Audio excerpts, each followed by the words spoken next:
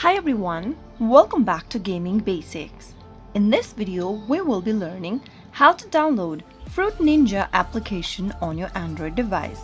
So without wasting much of our time, let's dive into the video. First of all, open your Play Store to get started. Go to the search box at the top and type in Fruit Ninja and search. Look for this application from Half Brick Studios that says Fruit Ninja, and tap on the install button to start downloading Fruit Ninja on your Android device. Wait until the application is downloaded and installed on your device, which will take a couple of minutes depending upon your internet speed.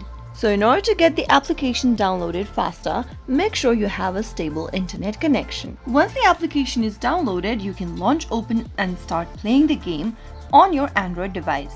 If you found the video to be helpful, go ahead and give us a thumbs up. Don't forget to subscribe to our channel by hitting the subscribe button. Also, press on the notification bell so that you'll never miss another upcoming upload from us. I will be back again in the next video. Thank you for watching.